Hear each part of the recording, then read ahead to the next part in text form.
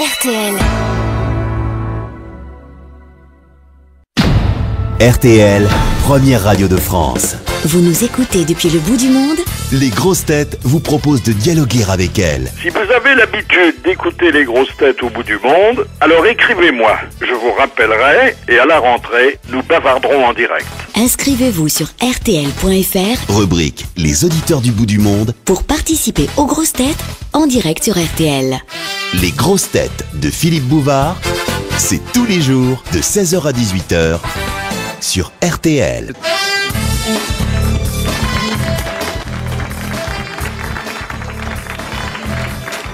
Bonjour et bienvenue, asseyez-vous, nous sommes tous là, nous n'attendions plus que vous. Dans quelques instants, nous rejoindra notre invitée d'honneur, Françoise Laborde, qui délaisse momentanément le petit écran, son maquillage, sa comédie et ses faux semblants pour confier enfin ses 4 vérités.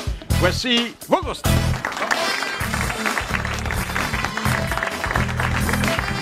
Son grand regret est de n'avoir pu présenter Alice Sapritch à Clémenceau, Jean Amadou. Chaque dimanche, il apporte des caramels, de préférence mous, au président Monory et Poncelet, Jacques Maillot. La culture est aussi bien rangée dans sa tête que le vin dans ses casiers à bouteilles, Jean-Jacques Perroni. Bonjour. Elle regarde la télé avec ses chats, Laurence Boccolini. Il a inventé la télé à chat, Pierre Bellemare. Premier bâton de l'émission. Premier bâton. Alors, du nouveau dans le sport, Richard Virenque se met à la boxe. Pourquoi C'est faire pas vrai. Il est lui-même boxeur. Alors pour l'instant, il ne monte pas sur le ring, il n'en est Non, pas vaut vraiment mieux pas, question. peut-être, Hein. Non, il n'y a pas de Mais gabarit. il a un sparring partner ou bien un sac de Ou un sac sable à patates, oui. dans lequel il tape. tape, oui. Il tape, Et il dit que dans ses passions sportives, la boxe a remplacé le vélo. Oui, Voilà. mais tout ce qu'il dit, c'était intéressant, Virenque, Oui. en général. Moi, je trouve que. Il va on faire de la s'ennuie boxe, pas. donc. Quand il parle, moi, ça m'occupe bien. Il peut pas monter sur un ring, il est trop âgé pour monter sur un ring de toute façon. J'ai une blague pour Viran qui va la comprendre, celle-là. C'est monsieur et madame Hergé Bell ont un fils. Octave. Octave Hergé Bell. Elle est assez jolie. Oui, Oh, pourquoi franchement. la dédier à Virenque Parce qu'elle est simple. Il mérite pas ça, hein. Alors, il est installé dans un village du Var, à proximité d'une pharmacie, et il coule du bon temps, mais il se maintient en forme avec la boxe. Dans une salle de boxe. Oui. Voilà, qui entretient en même temps la forme, mais aussi une certaine vivacité Eh oui. d'esprit. Oui. Ah oui, bien Ah, sûr, faut le oui. réflexe. Hein. Ah oui. Ben, Poulidor disait que la boxe est le sport le plus difficile, juste devant le vélo. Mais parce qu'il me disait la boxe, ça consiste quand même à escalader le Tourmalet avec un mec qui, tous les 100 mètres, te met un coup de poing dans la gueule. Du nouveau aussi, là, un record du monde cycliste qui vient d'être battu. Et il sera d'ailleurs dans le livre Guinness des records. Oui. C'est un habitant de la banlieue de Chicago qui a réussi, sans descendre, à passer 8 jours sur la selle d'un vélo d'appartement. Formidable. Mais alors, et pipi, caca, comment qu'il faisait Alors, ça, Avec une bouteille on ne dit pas, parce que... Une ben, bouteille. Essaye de faire dans une bouteille. non, mais Non, attendez, mais pipi, ça marche. puisqu'il est resté 8 jours, il était pendant 8 jours à la La selle. selle, voilà. Marquis, il vaut mieux. Hein. Deuxième bâton. Alors, ce qui est intéressant de savoir, c'est qu'il a parcouru l'équivalent de 3244 km, Ah, c'est beaucoup. Pas. qu'il a brûlé 46 000 Calories. et qu'il n'a jamais dormi plus de 12 minutes à la fois. Ah, dis De temps donc. en temps, il avait un petit coup de mou quand même. Un coup de pompe. Troisième bâton. Ah, elle est bonne, celle-là, elle est bonne. Non. Alors, Oui. Ouais, non, il pas est bien. costumier du fait, puisque Elle est bonne aussi. Quatrième bâton. Quatrième bâton. son précédent Alors, record d'accord. était de 111 heures. Et, il va- mais, et ce qui est génial, c'est qu'il va nulle part. Non. C'est formidable. Mais il y a Mais le ça, pays- il est allé nulle part. Non, mais vous avez Non, mais il y des a le vélos. paysage qui change. Hein. Non, mais vous avez des vélos d'appartement avec un écran. Ah oui, devant bah bon, maintenant. alors là, Ah oui. Oui, donc vous. Ça s'appelle des simulateurs de vol. Vous programmez montagne, plaine. Oui, absolument. Paris, couloir de bus, Voilà. écrasé, Écrasé. mort Clinique. au bout du couloir. Voilà. Hôpital, tout. Vous arrivez dans une maison, vous dites au petit, et ton père, qu'est-ce qu'il fait? Il est au premier, il pédale depuis 3 jours. Oui, ça. Non, ce qui est dommage, c'est qu'il ne pédale pas sur un dispositif qui soit relié à une petite centrale électrique. Bien sûr, Il qui pourrait permettrait de s'éclairer faire un du peu de courant. frais, hein. Créer de l'énergie, oui. Voilà, tout Et à puis fait. EDF achète maintenant, Bien on sûr. peut vendre son Alors, courant. dans notre rubrique On n'arrête pas le progrès, et ça frise le paranormal, on a inventé des jeux vidéo qui vont pouvoir être utilisés sans les mains. C'est-à-dire que le joueur aura des capteurs sur le crâne qui transmettront les ordres à la console. Ah, ça c'est bien. Oui. Oui, Il devient lui-même un robot. Pour la télé, c'est pareil. On pourra changer de chaîne en pensant qu'on s'emmerde Oui. devant un programme et tout de suite, le programme changera. Non, mais vous savez qu'on avait... on s'était La dose livré d'emmerdement maximum maintenant, ça va à être ça. des expériences de psychokinèse, c'est-à-dire l'esprit était censé pouvoir déplacer des objets. Bien sûr. Mais bien sûr, moi je Ouais, regarde ouais. Popol et il monte tout seul. Oh, il monte pas très Celui de haut, ton- Paul. Celui de ton voisin, tu regardes. Non, non, le mien. Ah, c'est quand tu le regardes, toi. Oui. Moi, c'est quand je regarde ma voisine. Et là, ce sont les activités, les courants produits par le cerveau qui, relayés par des capteurs, vont pouvoir mettre en marche, par exemple, des appareils électroménagers. Et ça, c'est surtout bien pour les gens à mobilité réduite, par exemple. Oui, oui. Ça peut mais- être une déclinaison. Vous direz par exemple, tiens, vous avez des volets électriques, j'ai envie d'ouvrir les volets. Ouais, c'est bien. Ben, vous n'appuyez pas sur un bouton, la seule pensée d'ouvrir les volets Oui. les ouvre. Mais- Vous regardez le volet. Le problème, c'est qu'il ne faut pas avoir une braguette électrique, parce que la braguette la électrique. fermeture électrique, parce que là, c'est dangereux. Si vous pensez Mais justement, en comment voyant une peux-tu dame, penser paf, qu'une ça braguette s'ouvre. électrique Je ne sais pas. Avec une télécommande. Pourquoi, Oui, avec une tout télécommande, ça serait pourquoi formidable. vous n'auriez pas une braguette électrique s'il y a des femmes qui ont un sexe à pile? Bravo.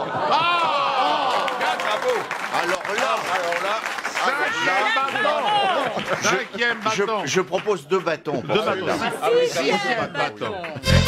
Tout de suite, retour des grosses têtes sur RTL. Les grosses têtes de Philippe Bouvard aujourd'hui s'appellent tadadadadam, Laurence Boccolini, Jean-Jacques Perroni, Jean Amadou, Pierre Bellemare et Jacques Maillot. Alors, toujours le progrès, et ça vient du Japon naturellement, comme chaque fois qu'il s'agit de robots. Le premier robot chef d'orchestre qui a dirigé un bah, c'est concert bien. symphonique. Ah, bien, ça. formidable. Ah, Et les musiciens sont aussi des robots, bien entendu. Non, Ah, non. c'était des vrais, Des vrais. musiciens, Et alors, c'était bien? alors qui ont reconnu que la technologie du robot était fabuleuse, qui connaissaient la partition sur Ah bah le oui. bout de la baguette, Oui, t'as raison. et qui lui ont obéi d'ailleurs, comme Bah oui, tel. vous pouvez pas faire autrement. Il peut pas être chiant, le robot, tu vois. Bon, alors simplement, il n'a pas serré la main du premier violon parce qu'il n'était pas programmé Et pour il n'a ça. pas salué quand même. Et il n'a pas salué à la Ouais, c'est ça. Ah, Il ouais. était en smoking, Il a j'espère. perdu de l'huile un petit peu au milieu de Ouais. du troisième mouvement. Ça, c'est les nouveaux t-shirts. Vous savez que c'est une industrie qui est en pleine expansion. T-shirt. Du bois, expansion, du bois. Et on a inventé le t-shirt qui laisse à croire qu'on n'en porte pas. Alors, je m'explique. Oui, Oui, C'est un les couleurs chères. couleur chair, Oui, oui. avec, puisqu'il s'agit de t-shirts pour les dames, avec une poitrine... Des nichons. Oui, Dessinés. des nichons c'est bien. qui sont non seulement dessinés, mais un peu proéminents. Oui, Ah, bien oui. sûr. Ah oui, alors, d'accord. Ah oui, il y a des C'est en balconnets 3D derrière. alors. C'est en 3D. Oui. Ah oui. Ah oui. Pour les femmes qui sont un peu plates, vous voyez, ça peut. Il y avait un truc qui avait bien marché. il y a Je quelques pense qu'on années. va faire le slip pour exhibitionniste. Oui, Ouais. Oui. je En vois à 3D, peu près sa forme. En 3D aussi, oui. Ouais. Mais il y a un truc C'est-à-dire qui a qu'on bien marché. on n'aura pas froid, mais on montrera quand même Popol, c'est bien, pour c'est bien, reprendre oui. l'expression On aime de Monsieur Perroni. Le truc qui avait marché il y a quelques années, c'était le t-shirt avec la ceinture de sécurité qui était Ah, ça, c'est bien. donnée dessus. Donc Ah, le c'est mec, pas c'est mal, ça. ça. Pour les gars les Oui. flics qui voyaient, Non. on avait la ceinture de sécurité. Moi, j'avais pas un mal. t-shirt couleur chair qui imitait les tatouages des Yakuza, la mafia du Japon. Couleur chair, et on avait l'impression que j'étais tatoué de partout. C'était marrant. Waouh. Vous n'avez pas devrais besoin le de mettre, ça hein. pour être inquiétant, hein. Ça peut aider. Ça, c'est une histoire de gens qui rappelle les démêlés de Pépone et de Don Camillo, mais ça se passe à Grenoble. L'évêque vient de demander aux prêtres de son diocèse de ne plus accueillir dans leur clocher de relais de téléphonie mobile. Ah oui, j'ai vu ça, oui. Il leur a sonné les cloches, il leur a dit que c'était simple. pas fait pour ça et qu'il valait mieux que les clochers portent une croix qu'une antenne. Oui, oui. Ah, oui, Hein parce qu'on peut faire une antenne en forme de croix. Hein. Oui. Ça Oui, marche voilà, très c'est bien. bien, c'est Ah oui, bien, oui, ça. oui, Parce une que- antenne de téléphonie mobile en Ouais, forme ça de fait croix. mal Et à ça, personne. ils n'y ont pas pensé. Parce que pendant la messe, quand ils évoquent le Seigneur, ça répond ici SFR à votre service. Alors c'est embêtant. Et puis On je sera reçois périodiquement sur mon ordinateur, car j'ai un ordinateur. Non. Mais c'est un périodique alors. Ça y est, ça va repartir là. Ça va repartir. Un ordinateur. Je reçois des définitions, des mots d'esprit, des calembours. Alors je vais vous faire profiter de quelques-uns. Un peu, oui. Il Ah, s'agit j'ai là bien, de définitions, d'expressions usitées. Par exemple, le tiers-monde. Et c'est Robert Buron, ancien ministre, qui l'avait donné. Le tiers-monde, ou à propos du tiers-monde et des aides au tiers-monde, c'est l'aide payée par les pauvres des pays riches pour aider les riches des pays pauvres. Ah, c'est drôle. Pas mal, hein? c'est pas mal du du tout, ça. par les pauvres et payés. Oui, oui, c'est sûr. Ah ouais, c'est bien. Je vous la découperai, vous pourrez y réfléchir en rentrant chez vous. Oui, c'est notre réfrigérateur, oui. Ouais, tu te la mets dans la Un poche. exemple de désillusion, sentiment ressenti lorsque le superbe postérieur ne coïncide pas avec le visage qui se retourne. Ah oui. Ah, c'est pas mal ça. Pas mal, hein?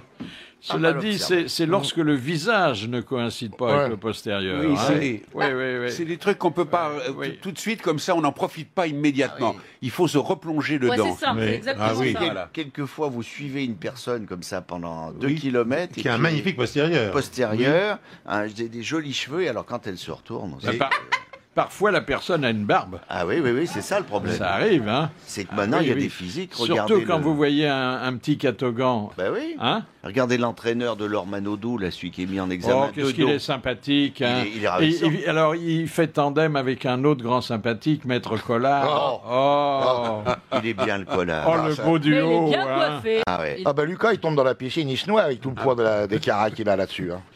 Et puis, facile, la définition du mot facile.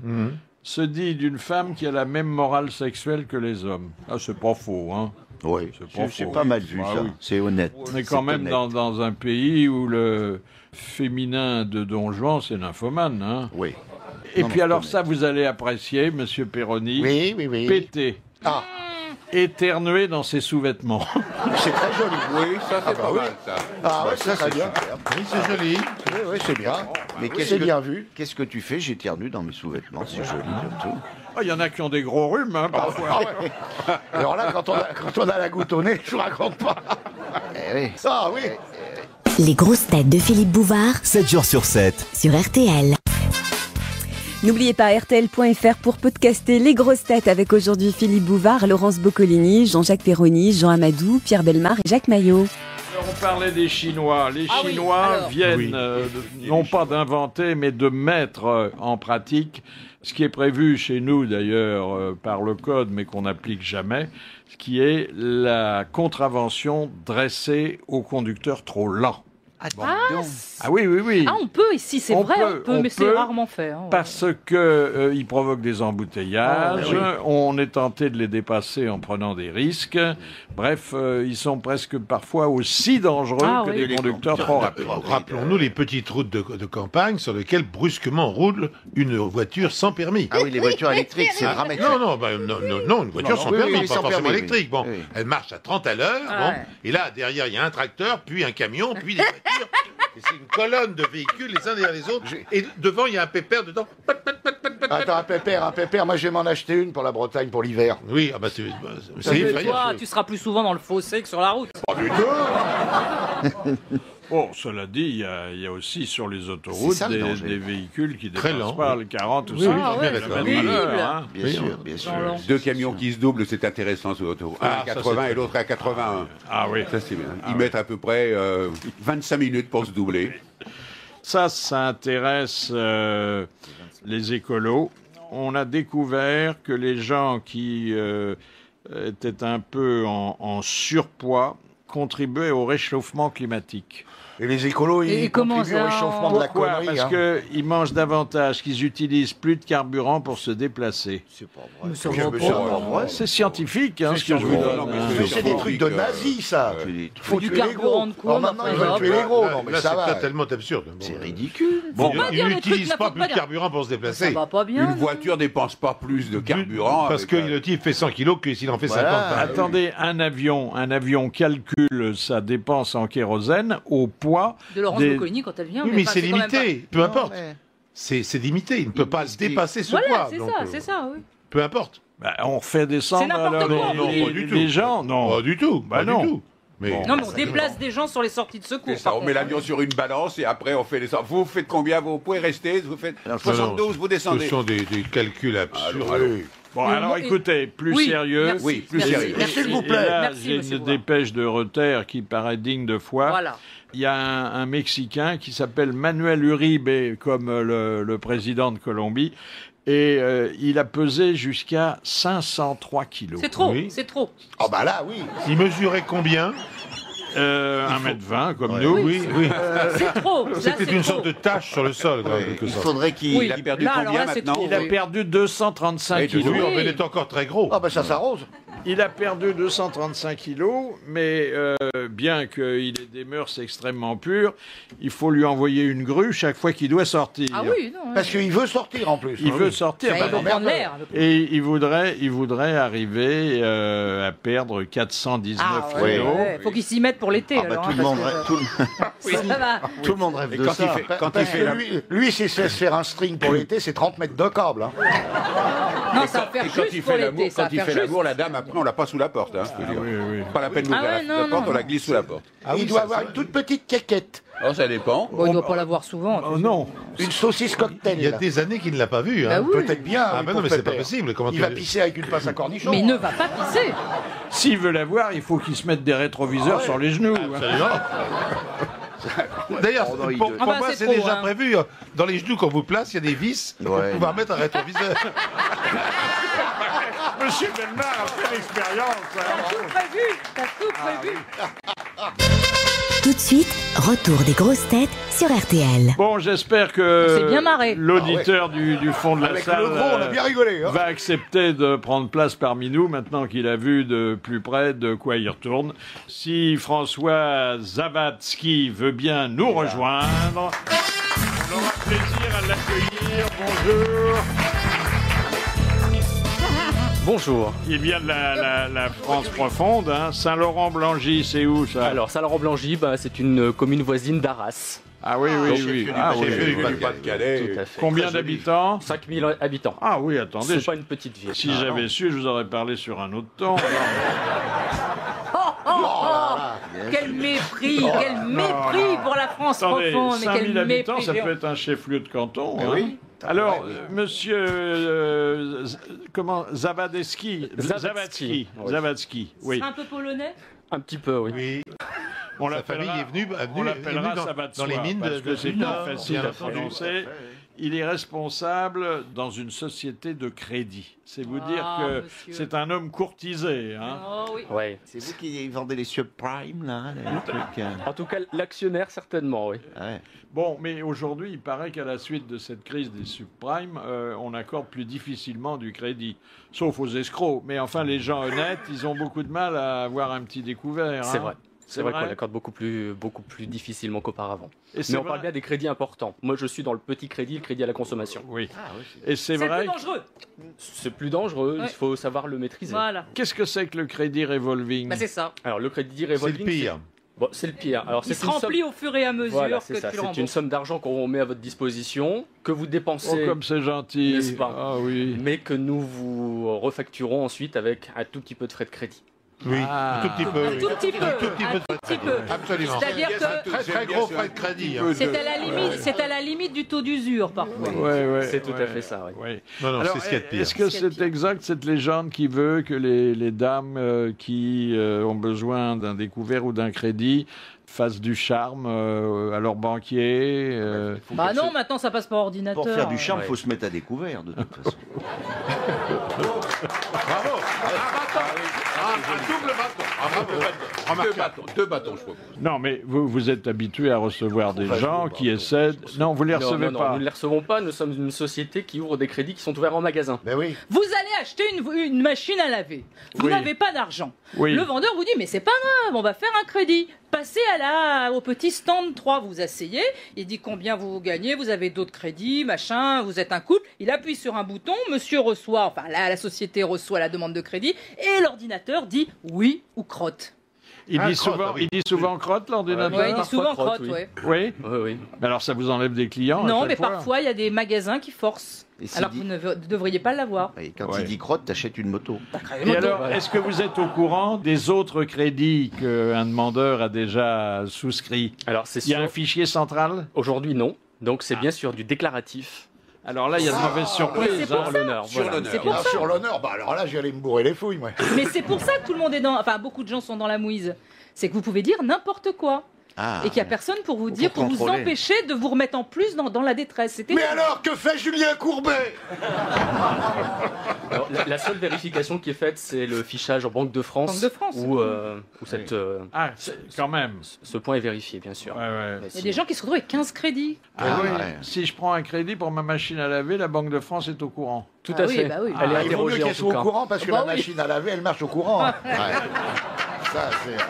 Un bâton, un bâton. Et moi, j'ai acheté une machine à laver pour mon argent sale. Oui, Oui. pas de bâton. Et on écoute un peu la radio dans les banques? Oh, bien sûr. Alors, pas dans la banque. Alors, peut-être que les bien placés peuvent le faire. En tout cas, moi, je ne peux pas. Mais j'en profite à chaque fois que je sors et je mets ça dans ma voiture parce que je travaille un petit peu loin de mon domicile. Voilà. Ouais, ouais. Et- Et autrement, c'est réservé à la direction, La au dernier direction. étage. Hein. Ah bah, à la Société Générale, ils écoutaient les grosses têtes toute la journée. Vous avez vu le T'es résultat. mort de rire. Qu'est-ce que ça coûte alors en intérêt un crédit aujourd'hui? Alors, aujourd'hui, sur le revolving, on est sur du 19 ou du 20%. Ah, seulement, pas plus. c'est Vous rien. êtes des philanthropes, hein? Mais c'est une broutille, ça. Oh. Énorme, hein. Ah ouais. Vous les avez à l'usure, quoi, si je comprends. C'est exactement ça. ça. Moi, j'ai 19 ou 20%. Vous n'avez pas un peu honte, non? Non. Ah bon. Dis donc, Bah, ça de toute fait- façon, les gens en ont besoin, donc les 19% ne les choquent même pas. Ah ouais, vous vous Oui, rendez mais Ils compte en ont Surtout besoin. que c'est pas ça. présenté comme ça. C'est pas présenté vous comme vous ça du tout. Vous ne vous apercevez absolument pas que ça fait ça. Vous vous rendez compte, On vous, parle, on vous 19%. parle du montant que vous allez rembourser et Voilà. non pas du Ouais. coût du Et crédit. pas du coût du Absolument. crédit. Votre machine à laver, elle vous C'est coûte le prix incroyable. d'une Bentley à la sortie. hein. Alors que Marie-Georges Buffet, elle a fait 1,7%, elle a peine. Donc, c'est vous dire si son crédit est bas. Elle n'est pas proche du taux d'usure. Bien, eh ben, écoutez, C'est usé. on va remercier Merci. notre ami François. Oui. Et on va lui Merci, demander ami de François. transmettre notre cordial bonjour à Saint-Laurent-Blangy. Merci.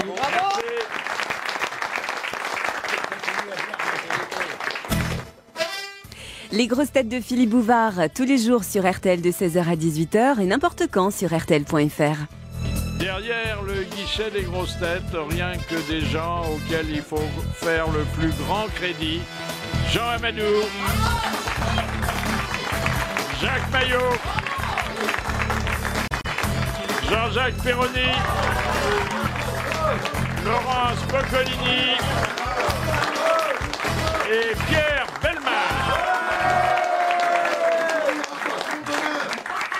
Et puis, je suis particulièrement réjoui de recevoir une consoeur. Oh, c'est une femme alors. Oui, Quand vous êtes réjoui, c'est une femme. Ah, oui, désireuse de sortir de sa réserve, elle Bien est me venue réjouir. tout habillée, porteuse de sa vérité toute nue.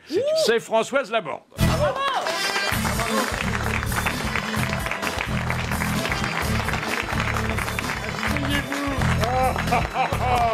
Asseyez-vous, Françoise, et voici que commence votre garde à oui.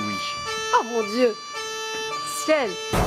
Voilà, puisque vous publiez Ça va mieux en le disant et que selon vous, vous cessez de faire des mensonges, qu'est-ce qui nous prouve que vous avez vraiment cessé de mentir? C'est ce qui fait la beauté de la chose, c'est que rien ne peut le prouver. Oui. Vous voyez ce que je veux dire? On est. Allez, on va se coucher. Oh, Jean-Jacques, s'il vous plaît. Non, mais c'est ça qui est rigolo. Oui, oui. Entre mensonge et vérité, il n'y a pas de frontière. Donc moi, je fais l'apologie du mensonge parce que je trouve qu'en même temps, il y a quelque chose de piquant dans le mensonge. Ah, ça demande C'est beaucoup l'esprit plus français. d'imagination Oui, et oui. de temps. Je me souviens que le président Pompidou m'avait dit un jour « Je ne mens plus parce qu'aujourd'hui, je suis trop occupé ». Et c'est vrai que ça demande du Mais temps oui, et puis de la mémoire. Une hein. gymnastique de l'esprit Ah oui. Ah oui. formidable. Ouais, ouais. Et je trouve que on a la chance d'être dans un pays de menteurs, il faut le dire. Menteurs à tous les étages. Et ça fait partie du charme de l'esprit français. On n'est pas chez les anglo-saxons où on doit tous dire dans la transparence, la confession permanente, etc. Nous, on ment tout le temps. Est-ce Ça, que vous c'est- mentez toujours sur votre âge? Non, j'ai arrêté. Parce que mes fils maintenant me disent, maman, ça fait plusieurs années que tu as 45 ans. Donc je dis, bon d'accord, maintenant je dis, j'ai 55 ans. Comme ça, on passe à autre chose. Oui, vous pouvez, mais si vous disiez j'en ai 80, peut-être que là, les gens diraient ah, elle est formidable. Mais j'ose espérer que quand je dis j'ai 55 ans, ils disent oh, comme elle est bien pour ses 55 ans. Ouais, mais c'est pas ici parce Bon, qu'on est des d'accord, ok. mufles. Non. Je suis pas chez les gracieux. Moi, un jour, j'ai ajouté Je suis pas 10 chez les ans à gracieux, mon j'ai pas de âge. chance. J'ai ajouté 10 ans à mon âge véritable. Et on m'a dit, ah ben c'est bien ce que je pensais. Non, c'est pas vrai. C'était un ami. Ah, ça calme. Ça calme tout de suite. Hein. Est-ce que François Bayrou était-il, dans votre adolescence commune, un bon camarade? François Bayrou, quand j'étais jeune fille, était en effet au conservatoire de Bordeaux comme moi. Et moi, je n'ai pas le souvenir qu'il avait des problèmes d'élocution. Parce que plus tard, on a dit qu'il était bègue, comme Miss France. Mais il est. Il est bègue. Oui, oui. D'ailleurs, Ah, ouais, parfois, on retrouve ça quand il est un peu tendu. Ouais, et d'ailleurs, il est comme Miss France, il est dans le yaourt depuis quelque temps. Hein. Et donc, moi, j'entendais François Bayrou qui montait sur scène et qui disait des kilomètres, si je puis dire, d'alexandrin. Et il a gardé cette mémoire extraordinaire et cette musique comme ça du texte, qui fait que c'est un très bon orateur aujourd'hui. Oui, c'est vrai que c'est Comme quoi, ça sert Il n'y a par personne cœur, hein. pour l'écouter, c'est ça qui est con. Hein. Oh, mais ce Jean-Jacques est d'une mauvaise foi extravagante. Pour un bon mot, il marcherait sur le ventre de sa mère. Bien sûr. Bon, c'est bien. Elle est couverte de bleu, mais merde. On peut être bon orateur et n'avoir rien à dire, hein. Oui, Ça s'est Oui. vu. Oui, ça s'est vu aussi. Ah oui. Pourquoi dire que le passage dans les écoles de journalisme tue les plus grandes joies du métier? Parce que je trouve que la joie de ce métier, c'est la découverte et l'ouverture, c'est pas d'être formaté. Et que la meilleure école, moi, parfois, je Faut quand dis même ça. apprendre son métier. Oui, mais quand on lit Alexandre Dumas et qu'on lit La Reine Margot, on a le plus beau reportage sur la nuit de la Saint-Barthélemy qu'on puisse imaginer. Donc je trouve que c'est... Moi j'ai eu la chance de commencer par la presse écrite, la radio et la télé. Et je trouve que c'est un parcours exceptionnel. Et c'est dommage maintenant que... Tout le monde des ne gamins- commence pas une carrière sur une petite annonce, hein. Oui, c'est vrai. Qu'est-ce que vous aviez publié alors? J'avais publié un truc d'une banalité consternante, genre jeune femme 25 ans, c'est triché sur son âge, déjà. Oui, mais à l'époque j'avais vraiment 25 ans. Diplômée, DEA, droit des affaires, bilingue, cherche poste à responsabilité par les provinces étrangères. Et vous avez eu une Et proposition? je suis partie à Bruxelles pendant 3 ans. Oui. Vivre la vie rêvée des eurocrates, si je puis dire, ou en tout cas une vie théorique, c'était épatant, parce qu'on faisait des choses intellectuelles qui étaient très Mais stimulantes. enfin, tout pour ça l'esprit. n'amène pas irrésistiblement à la télévision. Non, mais je me suis ennuyée au bout d'un moment. Je parlais des oui. vaches, je ne voyais jamais de vaches. Je parlais de paysans, je voyais jamais de paysans. Je parlais de tout sans jamais rien connaître. Donc à un moment donné, je me suis dit, bah, tu vas aller voir ces gens sur le terrain. Et je suis rentrée en France. Et j'ai fait de la radio. Et puis après, je suis passée à la télévision. Mais ça, c'est génial. Parce qu'aujourd'hui, on voit parfois des jeunes qui sortent des écoles de journalisme, qui arrivent le matin et qui font l'ouverture du journal de 20h. Et c'est formidable pour eux. Bah oui, c'est Mais en bien. même temps, ça les tue. Oh, ils Parce ont- que quand on a 17 ans et qu'on a fait ça, Ouais. qu'est-ce qu'on peut rêver de mieux? Ils ont quand même 2-3 ans de bon. Et la vocation pour le journalisme, vous êtes-elle venue avant ou après y être entrée? Ça m'est venu par hasard parce que quand j'ai passé cette annonce dans Le Monde auquel vous faisiez référence, c'est une agence de presse qui m'a répondu, mais Bah ça aurait oui. été le Lido, j'aurais peut-être été Ah danseuse nue au Lido. Ah oui, vous seriez toujours en train de lever la jambe. J'aurais plus de mal. franchement, Sinon, vous j'aurais- auriez été comédienne, finalement. Oui, j'aurais adoré faire ça. Ah ben attendez, alors, vous pas très étiez éloigné. avec votre sœur Oui, Catherine. Catherine, parce que bon, il y en a deux des sœurs Laborde, hein. Bon, sûr. il y en a que deux ou il y en a plus que... Il y en a une troisième qui est Ah oui, Jess. oui, j'ai l'impression parfois qu'il y en a une douzaine. Et Je n'espère pas qu'elle vienne aussi. il y avait une émulation entre vous sur Ah oui. notamment l'art dramatique. Hein. Ah oui, ah oui. Catherine, elle a fait du cinéma. Oui, mais quand j'étais petite fille, on avait considéré que je serais, entre guillemets, parce que j'étais un peu clown, épître et tout ça, et je voulais absolument faire le conservatoire à Bordeaux. Et donc j'étais partie pour m'inscrire, mais j'étais trop jeune. Et puis un jour, Catherine rentre à la maison en disant « Je me suis inscrite au conservatoire ». Et là, mon rêve était dévasté. J'étais dévastée. J'ai pleuré toutes les larmes de mon corps. Je l'ai haï comme personne ne peut haïr sa sœur.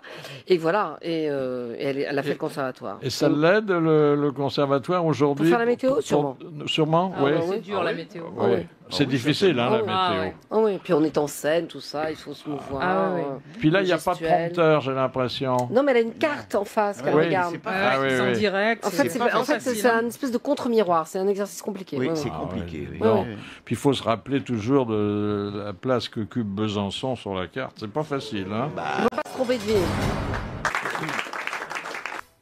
Philippe Bouvard et les grosses têtes sur RTL, la suite jusqu'à 18h en compagnie de Laurence Boccolini, Jean-Jacques Perroni, Jean Amadou, Pierre Bellemare, Jacques Maillot et puis l'invité d'honneur Françoise Laborde pour son livre Ça va mieux en le disant.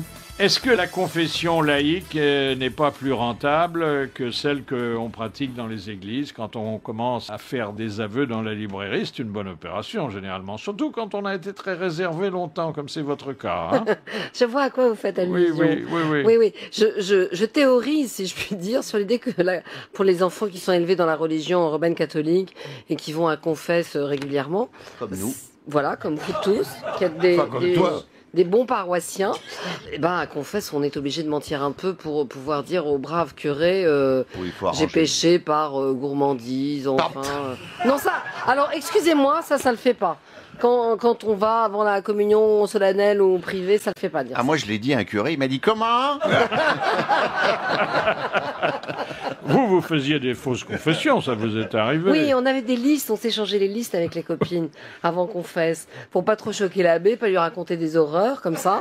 Oh, s'il te plaît. Pas le péché de chair, mais des trucs un peu, voilà, j'ai pris de l'argent, j'ai un peu fouché de l'argent pour m'acheter un carambar, c'est pas bien ma fille, un pater de Zavé, et voilà. J'étais à la charcuterie, j'étais excité. Oh là là. Non, elle t'a dit qu'elle racontait pas ça. À la charcuterie, c'est pas... Alors, je vais vous donner un exemple de confession mensongère qui avait été relatée ici même par Claude Chabrol.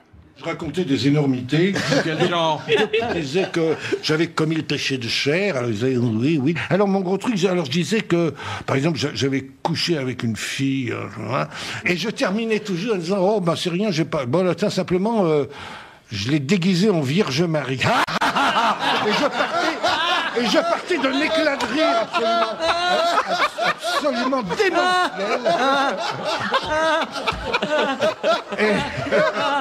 Et je sortais. Il devait faire 17 signes de croix pour que... Alors, est-ce que l'usage du prompteur ne prive pas de l'émotion du direct? Enfin, moi je dirais non parce que moi je suis une traqueuse au fond. Donc, vous avez un prompteur, vous, hein? Oui, j'ai un prompteur. Ouais. Mais moi je triche avec le prompteur. Je l'ai vu un jour. Oui, il est très sympathique. Très sympathique. Oui, très sympathique, efficace. Oui.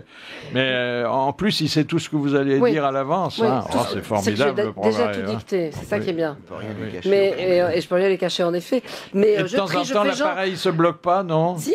Alors dites, hein, là, mais vous avez des papiers quand même devant vous. Oui, j'ai les notes. J'ai mes textes écrits, en gros, parce que sinon j'y vois pas. Quelle est la part de théâtre dans un journal télévisé?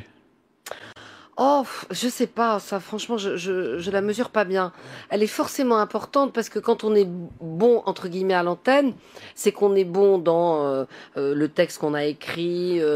Dans son maquillage, dans ses expressions. Voilà. Mais en même temps, son maquillage, son expression, l'œil qui pétille ou qui est totalement Comment vous faites les transitions entre deux nouvelles qui n'ont aucun rapport Vous faites ça avec les paupières, comme d'autres consoeurs? Non. Je regarde furtivement mon texte. Et j'enchaîne. Ah oui, un petit furtif. Hein. Ça fait jamais de mal. À la classique, si je puis dire. Quel prétexte invoquent les invités qui font parfois faux bond quand il s'agit de s'excuser? Ça arrive, hein? Il n'y en a pas eu beaucoup, mais il y en a eu 2. L'un a prétexté que son appartement Des noms, avait pris s'il feu. vous plaît, des noms. Ah non, je donne pas de nom dans ce style. Non. De toute L'un a façon, comme ils prétexté viennent que son pas, appartement avait pris Quel âge feu. ils ont et ce qu'ils font, et on va deviner. Et l'autre, qu'il y avait des embouteillages. Monsieur Un Édouard, garçon de fille. Monsieur Édouard Balladur pourra pas venir aux 20h, il a une gastro. Ça ferait bien, ça. Hein. C'est pas lui. Non. Il venait en Les chasse hommes à porteur, politiques. mais Ah non, comme- ils viennent. Ils viennent, hein. Oui, ils se bousculent même même. qui Oui, oui. couche devant Qui la couche- porte. Ah oui, qui Mais je couche crois que devant ma porte. Ouais, on va pas Oui. citer Je pense le que vous nom. avez une petite chambre de service pour Jacques Lang, non Puisque Oui. là, il est toujours disponible. hein. Toujours prêt. Il est toujours Non, mais prêt, c'est pas la oui, peine. oui. De toute façon, il est toujours prêt à venir, donc on n'a pas besoin de le loger sur place. Le titre du livre de Françoise Laborde, ça va mieux en le disant, c'est un titre tronqué, hein. Oui. Parce que, en fait, je crois que la formule, c'est Talleyrand. ce qui va sans dire C'est va Talleyrand, mieux hein. en le disant. Oui. Hein. C'est Talleyrand qui disait ça. Talleyrand, au moment de la réunion qui a créé la Belgique, et l'ambassadeur d'Angleterre lui a dit, bon, mais ça va sans dire, et Talleyrand lui a dit, bah, si ça va sans dire, ça va encore mieux en le disant. Talleyrand qui était le maire de la petite commune d'Émonvieux en Normandie. Talleyrand, maire d'Émonvieux. Fallait remettre les pendules à l'heure quand même. Sur RTL, la suite des grosses têtes de Philippe Bouvard. Nous allons avoir un invité surprise qui va traiter d'un sujet qui constitue également une surprise. Ah, bah, ça fait 2 surprises. Car il a fait un livre auquel Surprenant. personne n'avait songé jusqu'à présent et qui est une espèce de traité érotique consacré aux pieds des femmes. Alors, vous allez faire la connaissance de Jean-Marc Fonbonne.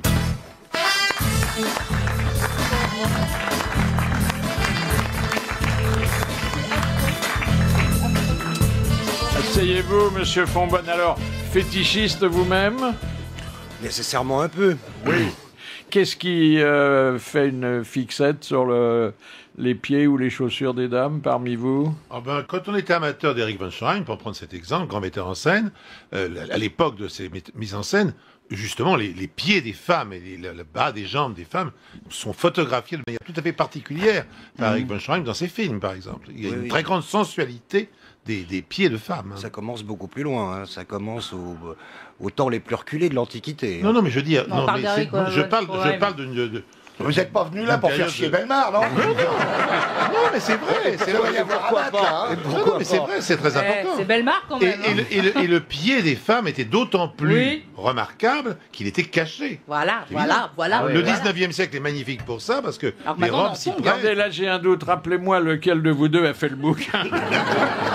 Non, mais c'est vrai, il y a une énorme sensualité dans les pieds des On femmes. voyait pas les pieds, on portait pas de tongs. Alors, faut remonter aux Chinois quand même qui... Toujours. Oui, forcément, bien avant les Chinois, faut remonter aux premiers chrétiens, puisque tous les pères de l'Église interdisent aux femmes de montrer leurs pieds. Ah, ouais. Alors, hein. Alors, les Chinois ont fait subir des véritables supplices aux femmes. oui. Hein. Ça s'est arrêté il n'y a pas tellement longtemps, ça. Non, ça s'est arrêté en 1949. C'est Mao Tse-tung qui l'a dit. On empêchait les pieds des femmes de grandir. Oui, c'est-à-dire que les pieds d'une femme séduisante devaient à peine faire plus de 6 ou 7 cm. Pour qu'elle soit plus près de l'évier pour la vaisselle.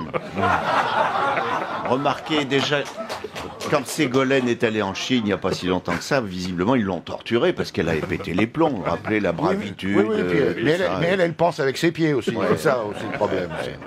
Alors, Non, il y a mais l'expression... Non, mais ce qui était très amusant dans l'histoire des pieds des femmes, c'est que ils faisaient ça uniquement pour que la texture et la chaleur, parce que le pied était totalement recourbé sur lui-même, pour que la texture et la chaleur soient exactement la même que celle d'un vagin. Bien sûr. C'est-à-dire que comme ça, ils pouvaient faire des masturbations avec Dans le les pied, pieds. comme d'autres dans la poitrine, Et par voilà, exemple. voilà. Ah oui.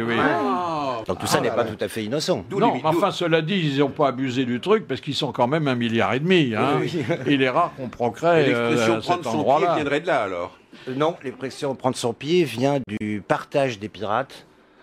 Des attaques en mer, puisque tout butin était disposé en part de 33 cm et demi, qui était l'unité de mesure de pied de Charlemagne. Et donc prendre son pied, c'était prendre sa part. On se couchera pas débile. 33 cm. Moi, je prends mon pied, mais avec un truc de moins de 33 cm. Ça, j'étais sûr, mon petit Jacques, que tu ne la laisserais pas passer. Mais on mettra pas de bâton. Il faut avoir de la mesure en tout. Moi, je trouve Il n'y a pas de fétichisme mâle. Hein. Il n'y a de fétichisme que mâle, je veux dire, oui. C'est-à-dire que les femmes ne font pas le même transfert sur les pieds des hommes. Hein. Non, mais sur rien du tout. Les femmes, il n'y existe pas de femmes fétichistes. Si, Mais si, si, enfin. mais si, avec le gant à vaisselle. Oh, si, une femme qui a des problèmes de pied, elle finit par être folle de son corps. Hein. Oh non, pas de bâton. Maintenant, on devient de plus en plus difficile, c'est normal. Là, on Oui, on tacle là maintenant. Pourquoi le pied de l'homme peut être assez beau? On en a sculpté qui étaient très... Ah ben les pieds beaux, Oui, il y en parce a. que nous, Les on a, pieds beaux, Oui, mais enfin, Ouais, ils parce sont... que nous, on a les gosses, le travail, le RER, le ménage à faire. On n'a pas que ça à faire que de se focaliser sur les pieds des mecs. Voilà. Dites donc, vous dites que Rimbaud fut un fétichiste de la chaussette sale. Oh Philippe. Oui, il a un texte qui s'appelle Timothy la Bourdette, qui est l'histoire d'un séminariste très amoureux d'une femme qui lui offre une paire de chaussettes. Elle se refusera toujours à lui, mais lui, par amour, portera les chaussettes pendant plusieurs années. Ça fait, oui. Donc, plusieurs années, c'est long. Ah oui, pour des chaussettes. Même pour des chaussettes courtes. Hein. Ah, dites donc, c'est fou, ça. Alors. Ouais. Ils sont un peu dérangés, tous ces gens-là, non? Bon, plus ou moins, mais en fait, de toute façon, ils ne font de mal à personne. Hein. Non, c'est vrai. Alors, il y a eu des différentes étapes dans ce fétichisme. Il y a eu l'invention des talons hauts. Oui. Vous rappelez d'ailleurs le mot de Sacha Guitry, hein? Une femme qui met des talons hauts est une femme qui en a assez d'être embrassée sur le front. Ah, c'est joli. Hein? Oui, c'est très beau, ça. Et il y a eu les talons aiguilles. Ça remonte à quand, les talons aiguilles? L'origine du talon aiguille, en fait, c'est les premiers talons hauts que porte Catherine de Médicis à Marseille avec son mariage avec Henri II. Elle fait inventer un talon amovible par des bottiers de Florence. Elle le met le jour de son mariage. Elle a 14 ans quand même à l'époque. Et tout d'un coup, la cour adopte, et de manière définitive, les talons. Et alors le talon aiguille, lui, il est inventé pour Dior par Roger Vivier. C'est marrant. Et puis le soir, elle les range dans le buffet, le buffet d'Henri II. Quoi. Voilà, très bien. Pas de bâton, non? Non. Allez, pas de bâton. Alors, il y a eu des accidents avec les talons aiguilles. Hein. Ah oui. Il y a eu des accidents, oui. Dans les bouches de métro, surtout. Et puis ça abîme, ça défonce les parquets dans les musées. Les parquets dans les musées. À un moment, c'était interdit, ça l'est plus. Ouais. Non, mais le régent Philippe d'Orléans est devenu borgne. Ah oui, c'est vrai. Parce que dans une séance de galipette, la duchesse de Sabran lui avait enfoncé un talon aiguille dans l'œil. Ah ben non. C'est bien fait pour lui. Elle a enlevé ses chaussures aussi. Et vous avez vu à la On va montée, pas au lit avec ses chaussures. à la montée des marches du Festival de Cannes, Jeanne Moreau a perdu sa godasse. C'est pas vrai. Ah si. Elle n'est pas prête de retrouver chaussures à son pied. C'était une mule alors, c'était une petite mule. Oh, mais non, c'est une femme très intelligente. Je viens de perdre ma tombe. Alors, le talon haut, quand même, il n'a pas été fait d'abord pour marcher, mais pour mettre en valeur le galbe de la jambe. Absolument. Oui. Le galbe de la jambe est pour aussi donner une taille que les femmes n'avaient pas. Bah oui. Ah oui, Tu oui. perds 4 kilos si tu bah hop, oui. un peu de hauteur. Oui. Mais ça, les hommes portent aussi des talonnettes, il paraît. Oui, à l'intérieur ou extérieur. Il paraît, oui. On m'a dit Les deux, parfois. Les deux, parfois, oui. Ah, oui.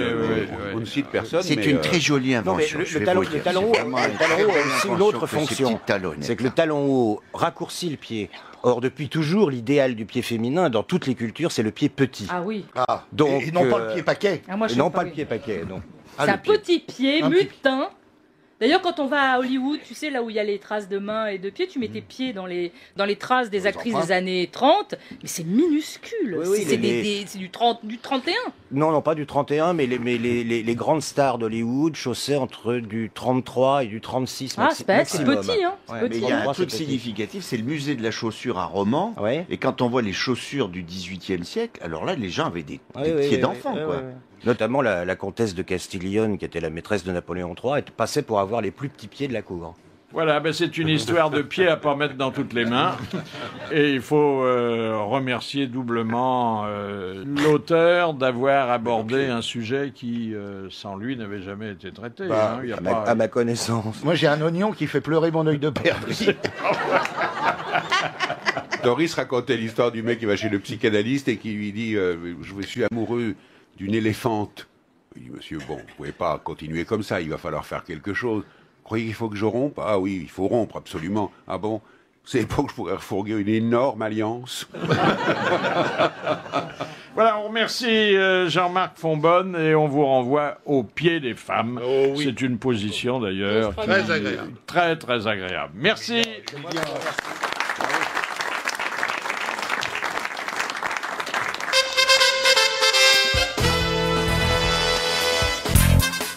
Et on continue avec vos grosses têtes, Philippe Bouvard et son invité d'honneur, Françoise Laborde. Question de Madame Maury qui a dit la gestation chez la femme dure 270 jours, au cours desquels elle s'empiffre, elle s'enlaidit, elle gémit vaguement, tout en contribuant à faire grimper les courbes de l'absentéisme dans l'entreprise. Desproges. C'est Pierre Desproges, bonne réponse de Péroni et de Maillot.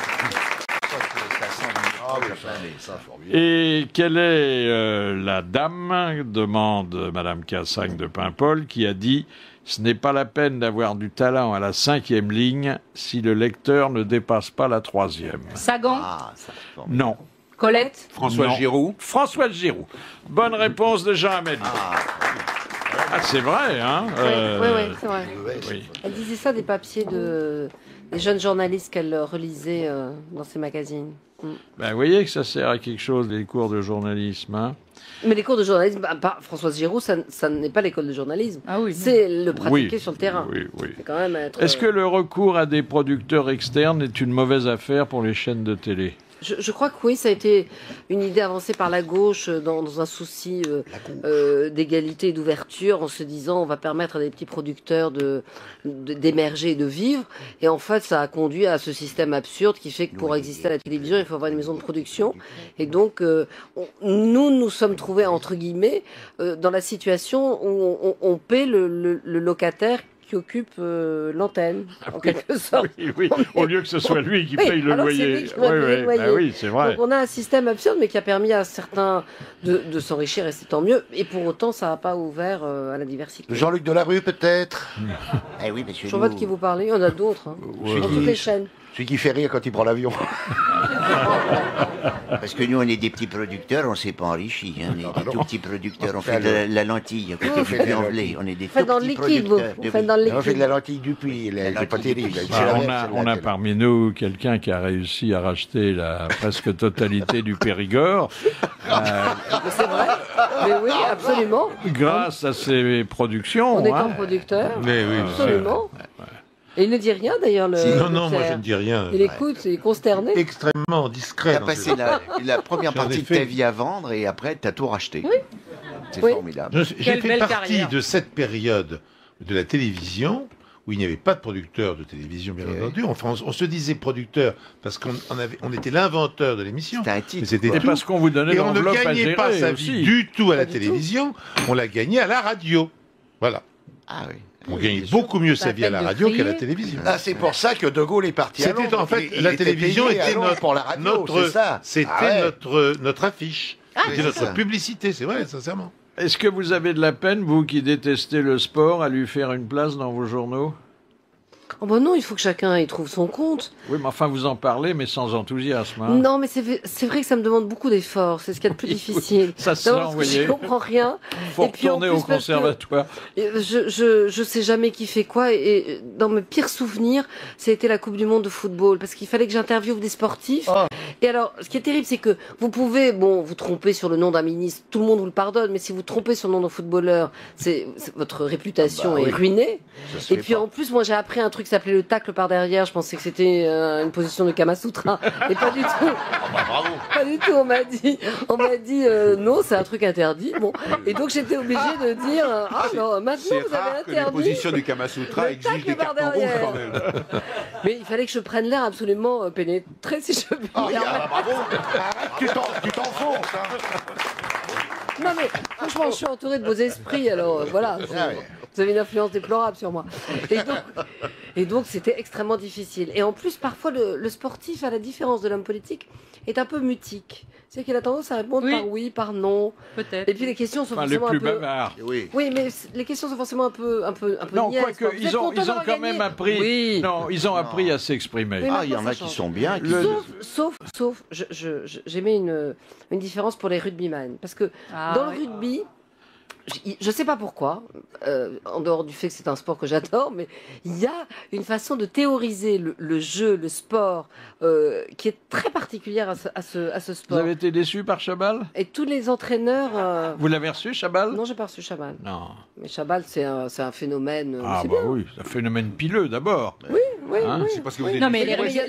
les Non, mais rugbymen... Chabal, il n'est pas du sud-ouest en plus. Non, mais les rugbymen ont toujours été plus faciles à interviewer depuis toujours parce que les rugbymen, c'était pas du rugby professionnel, ils avaient tous un boulot à côté, ils étaient pharmaciens, ils étaient kinés, ils étaient agriculteurs, donc ils avaient une conversation. Quand vous avez des footballeurs qui sont depuis l'âge de 8 ans dans des écoles de foot, qui ne connaissent que le foot et qui ne vivent que du foot, moi pour avoir fait des interviews, c'est à se pendre. C'est-à-dire vous n'en avez strictement... Non, mais c'est à se pendre. Il y a quelques rugbyman. Ils sont très gentils, mais ce sont des gosses. Ouais. En colo. Alors que quand vous entendez Daniel Herrero, vous pouvez avoir des conversations sans C'est une fin vraie avec passion. lui, parce qu'en effet, il y a tout qui est théorisé. Ah, puis là, un le beau conflit, bandeau à la télé, ça l'affrontement. fait bien. hein. Moi, par contre, j'ai une expérience tragique. Lorsque je suis arrivé dans les charmants villages où j'habite maintenant, pour me faire plaisir, on m'a dit, est-ce que vous voudriez être président d'honneur du club de rugby? Et j'ai dit, mais bien sûr, j'adore ce sport magnifique. Bon, et à partir de l'instant où j'ai été président d'honneur, quasiment l'équipe a disparu des classes. C'est là, Et c'est là où tu as racheté le Paris Saint-Germain. Deuxième erreur.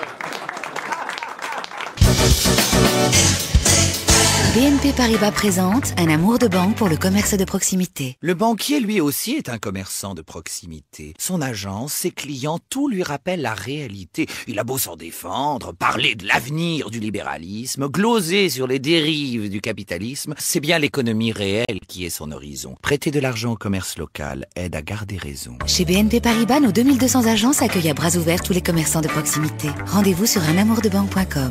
BNP Paribas, la banque d'un monde qui change. Les grosses têtes sur RTL et RTL.fr, Philippe Bouvard et Laurence Boccolini, Jean-Jacques Perroni, Jean Amadou, Pierre Bellemare, Jacques Maillot et puis l'invité d'honneur aujourd'hui, Françoise Laborde, pour son livre Ça va mieux en le disant. Est-ce qu'il n'est pas douloureux de vous comparer lorsque vous êtes sur un plateau de télé à un lapin pris dans les phares d'une voiture? Non. Enfin, j'espère ne pas l'être, mais parfois ça peut arriver. L'expression, moi je l'ai lu sous votre plume. Hein. Oui, parce que parfois on est happé comme ça par le trou noir de la caméra, et donc il faut se retenir et rester vivant. Mais je crois que bizarrement, même si c'est un objet comme ça froid la caméra, quand on pense qu'on parle à quelqu'un derrière, de l'autre côté, quand on pense aux téléspectateurs, il y a quelque chose de soi qui transparaît. Enfin, j'ose espérer. Pour quelle raison voit-on toujours les mêmes invités à la télé? Parce que certains sont extrêmement opiniâtres et téléphonent beaucoup. Et la fin, on finit. Ils vous ont à l'usure alors? Un peu, oui. Oui. Enfin, il y a ceux qu'on invite aussi parce que ce sont, comme on dit, des bons clients. C'est vrai. Parfois, ce sont les mêmes, mais pas forcément. Parfois, il y en a qu'on oublie et qui sont des bons clients, mais que, voilà, ils ont plus de discrétion que d'autres. Donc, on se rend compte que c'est injuste. Et par bonheur, de temps en temps, il nous arrive de faire le point et de dire, mais pourquoi on n'a pas invité un tel depuis longtemps? Ou pourquoi un tel est venu ou une telle? Trop souvent. Enfin, il arrive que vous invitiez souvent quelqu'un quand il est ministre, puis le jour où il n'est plus, vous l'oubliez. Hein? Ah non, pas moi. Moi, je pratique pas ça. Ah, vous invitez les anciens aussi? Oui, moi j'aime bien inviter, justement. J'aime bien le côté coup dur, on invite quand même. Ou bien pas encore connu, on invite quand même. Mais c'est vrai qu'il y a un truc terrible à la télévision, c'est que quand l'invité est puissant, il y a une forte délégation. Ah, alors attendez, j'allais vous poser la question. Est-ce qu'on reconnaît l'importance d'un invité au nombre de directeurs qui sont à la porte pour l'accueillir? Incontestablement, oui. Et ça, c'est d'une cruauté terrible, parce que ministre un jour, je pense notamment à Edith Cresson, Premier ministre un jour, et puis rien le lendemain. Donc un jour, il y a le banc, l'arrière-banc, tout le monde est là et en train de loindre, de la complimenter, de la féliciter. Le lendemain, c'est à peine si le type de la sécurité la reconnaît pour l'accompagner jusqu'au plateau. Il y en a même eu un jour qui a failli rater l'interview parce qu'il était resté dans le hall et que personne ne l'avait amené jusqu'au plateau. C'est dire comme c'est un c'est univers. très cruel. Hein. Ah oui, oui, c'est cruel. En quoi un intervieweur ressemble-t-il à un toréador? Ah, parce qu'en effet, il faut. C'est une expression que j'aime bien. Je trouve qu'il faut torer, en effet, l'invité, c'est-à-dire l'amener à la cape. Je ne sais pas si vous êtes amateur de corrida. L'amener L'amener à la cape. Non, je n'ai pas dit qu'il fallait avoir les oreilles et la queue, s'il vous plaît, Jean-Jacques Perroni. Pas une chose J'ai pareille. rien dit, c'est toi qui as l'esprit mal placé. Je n'ai pas dit une chose pareille. Je vous ai J'ai entendu juste dit que marmonner. j'aimais pas la corrida, c'est tout. Ah bon, d'accord, c'est bien. Alors, donc, il faut le torer, l'amener à la cape, etc., qu'il accepte une ou deux piques, et puis en même temps, savoir qu'il y a un moment donné où il faut conclure. Alors, je dis pas qu'on le met à mort, ce qui est quand même une chance pour la classe politique française, mais c'est vrai qu'il y a quelque chose comme ça, il y a une sorte de jeu. L'avantage, c'est que de temps en temps, en tant que journaliste, on peut dire la vérité. C'est-à-dire dire, vous êtes en train de pratiquer le mensonge de la langue de bois. Il y a rarement un homme politique a encorné quelqu'un qui l'interviewait, surtout si c'était féminin. Oui, enfin, ça peut se produire Ça peut après. arriver, oui. Ça peut arriver. On trouvera des exemples. Il y a des invités qui sont intarissables et dont les confidences ou le message dépassent le temps imparti. Comment vous Oui. faites pour leur dire que c'est fini? Je leur fais des signes cabalistiques. Je leur dis que ça s'arrête. Comme ça, ferme-la. Oui. Non, je fais comme ça. Jean, c'est terminé. Oui. Je fais un Il petit continue, signe, il y en a qui Je continuent. regarde pour être sûr qu'on ne me voit pas à l'antenne à ce moment-là. Et voilà, en général, ils comprennent. Ils comprennent? Oui, ils acceptent. Oui. Oui, ils acceptent assez volontiers. Ouais. Mais enfin, il y en a qui sont. Bon, c'est difficile de leur couper la parole, hein. Oui, parce qu'il y en a qui sont extrêmement bavards et qui considèrent qu'ils ont tout leur temps et qu'il est légitime qu'ils prennent tout leur temps. Il y en a beaucoup qui répondent pas aux questions, mais qui disent ce qu'ils avaient envie de dire. Hein. Oui, il y en a beaucoup, puis il y en a qui mentent aussi. C'est ça qui est C'est pas possible. Non. Mais c'est ça qui est épatant quand on est menteuse professionnelle comme moi, c'est qu'on repère ses amis, si je puis dire. On les connaît d'avance. Il y a des menteurs parmi Oui. les gens qui nous gouvernent ou qui voudraient le faire. Ouais. Oh là là là là. C'est fou, hein. Je sais que ça vous bouleverse. Ah ben beaucoup. Mais je me demande si la vie dans un pays ou au sein d'une société où tout le monde dirait la vérité ne serait pas insupportable. Ah, mais je suis absolument d'accord avec vous. Impossible. La transparence, la vérité absolue, d'abord c'est un leurre, ça n'a pas de sens. Parce qu'on ment, en même temps, ce sont les règles de la bienséance et de la courtoisie. Un homme politique, n'importe lequel, qui dirait la vérité tout le temps, il ferait pas 8 jours. Mais personne. Il serait même jamais devenu ministre. Mais non. Mais même un époux, une épouse qui dirait la vérité à sa non. femme ou à son mari ne resterait pas évidemment. marié. C'était 4 Elle heures. ferait pas la semaine. C'est Bah non. évident. Ah ouais. Un ami, une amie, enfin, que sais-je. Même Dieu, s'il disait la vérité, je pense pas qu'il ferait long feu. Non, mais il te regarde. Il y a Jacques Maillot, Pierre Bellemare, Jean Amadou, Jean-Jacques Perroni, Laurence Boccolini et Philippe Bouvard qui reçoit aussi Françoise Laborde.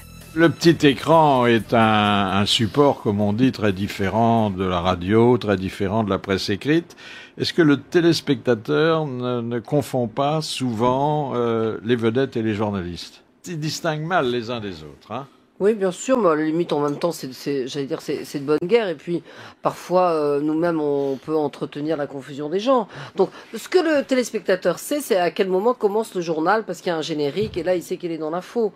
Après, voilà, il pense que parfois, c'est le présentateur qui décide de tout, alors qu'il y a des équipes Il sait derrière. qu'il est 2 minutes avant l'heure, hein, je précise tout de suite. Oui. Toujours, oui. Toujours. Ça 2 sert. minutes avant l'heure. Oui, c'est vrai. C'est une tradition, c'est. Hein. Non, c'est pas 2 minutes. Non, c'est pas 2 minutes. 2 minutes, c'est presque. trop. Une C'est 30. 49 secondes. Oh.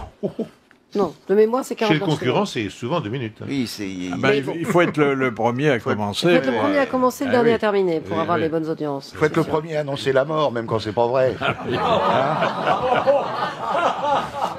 Si vous conservez tous vos vêtements, y compris ceux que vous portiez voilà 30 ans, c'est pour les offrir un jour au musée de l'audiovisuel ou par peur des années difficiles? Non, c'est parce que je n'use pas. Ah bon? La fille qui se vante. Je n'use pas. Ah oui. J'use très peu. Je chausse du 35, je tiens à le dire, parce que vous parlez des chaussures tout à l'heure. Et donc, je n'use pas mes chaussures, je n'use pas mes vêtements. Là, vous Donc, je les conservez garde. tout?